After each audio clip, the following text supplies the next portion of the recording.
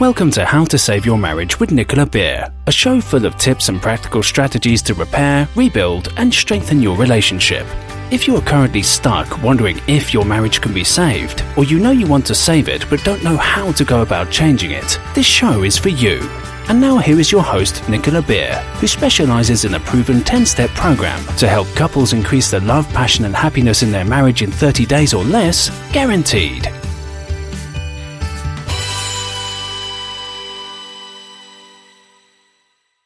One of the most frequently asked questions I get is, Nicola, how long will it take me to recover from the affair? Or how long will it take my partner to love and trust and like me again after my affair? Or how can we recover together and how long will it take? Now, just like grief and loss, recovering after an affair, there is no set timeline, there's no set period.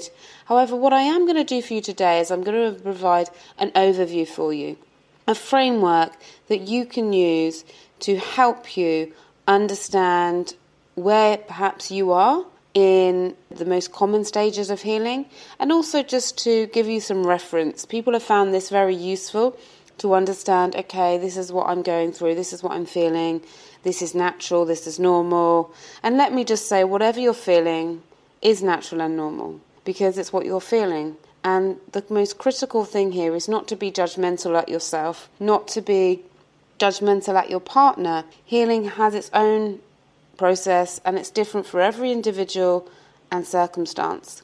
But I hope in some way that these healing stages can help you identify. Now let me say this, is that healing begins from the first day of disclosure. And what I mean by that is, I mean that without honesty, without that admission, healing cannot begin, because there's still mistrust, there's still a lot of unknowns. So in order for healing to take place, admission has to occur. So stage 1 is within the 0 to 3 months. And this period of time will undoubtedly be very traumatic, as you will be distraught and devastated of learning on your spouse's infidelity. It is inevitable that you will experience all types of emotions, ranging from fear to anger to love, pain to numbness, and back again. It's also likely that the offending spouse will be going through a variety of feelings, guilt, confusion. It's very important during this stage not to make any major decisions, as you probably will not be thinking clearly or coherently. What is key at this stage is to ensure that you are meeting your basic needs. Ensure that you are eating a healthy, well-balanced diet that will enable you to keep well. Also taking time for yourself to rest and sleep.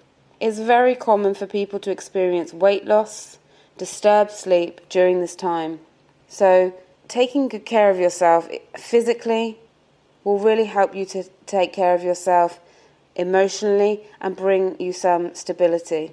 Insomnia is very, very prevalent when people discover an affair of their spouse, and sometimes even for the person that cheated. And so really trying to focus on getting back your sleep is key as well, because we all know that when we're feeling ill, when we're feeling emotionally drained, and when we have a lack of sleep, everything in life can seem a lot worse and a lot harder to deal with.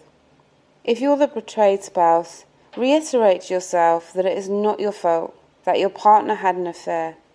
You're not to blame.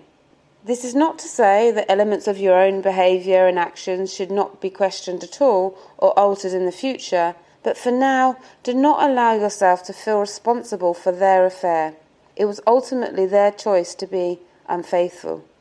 On the part of the spouse that had the affair, it's imperative that they cut all ties with the person they had an affair with. If there is any chance of reconciliation and repair, then it needs to be without this other person being around. If this other person is still in the background, then it can make it difficult for the recovery to take place. 3 to 6 months. This may be the time where the initial roller coaster of emotions begins to subside somewhat. It may be a phase to start looking at what influences were at play causing the affair. Expect that there will be a lot of confrontation. There will be fighting and disagreements. It's vital that some guidance on communication is sought. Even if you feel that communication in your marriage was good prior to the affair, it's going to be an incredibly difficult time. If you had poor communication before, then this is the beginning of some very hard work for you and your spouse. Do get support from someone you trust if you need to. And don't be hard on yourself during this time. Undoubtedly you'll have days where you want to give up on trying, when it feels too difficult to keep going. These are times when you need to reach out and utilize all the resources that you have at hand. Talk to people, join online discussion forums, and read books. Be careful not to allow other people to tell you what to do.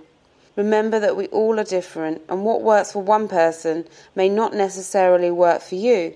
It's important that you make your own decisions at a time and space that is right for you. 6 months to 1 year. There is a chance that you may well have reached a stage where your marriage is healed during this time.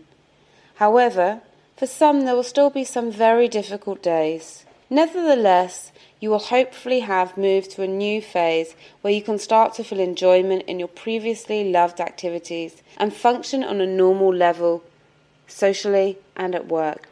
Taking control of your thoughts and managing any insecure feelings is key here. Check out my podcast show. There is another episode called Could Insecurity Be Ruining Your Marriage? And there I talk about how to take control of your thoughts. What are the steps to really helping yourself not have negative thought patterns that lead you to feel very wound up, very rejected, very vulnerable, and how to calm yourself during those difficult times, because there may be trigger points, and once you recognize these trigger points, then having the tools to control your thoughts and to lessen the frequency of triggers can be really helpful. 1 to 2 years on. Hopefully this will be time to have reached a stage where you can begin to fully connect to your spouse and look forward to a future with them again. There may be exceptions if the spouse who had the affair has to travel frequently, or if you choose temporary separation following the affair. The key at this stage is to continue working and moving forwards towards a future together and allowing the healing to take place. If there is still a lack of trust, respect, or marital unhappiness, extreme insecurity or jealousy, further clearing of the past may be required.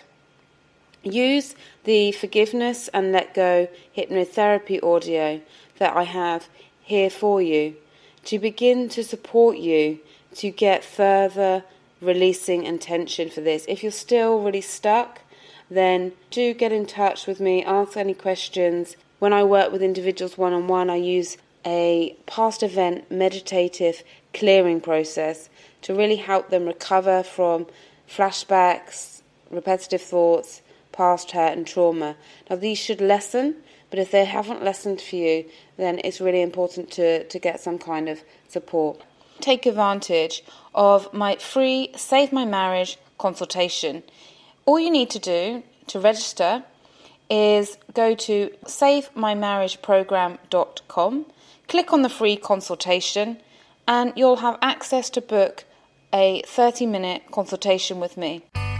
Thank you for listening to How to Save Your Marriage with Nicola Beer.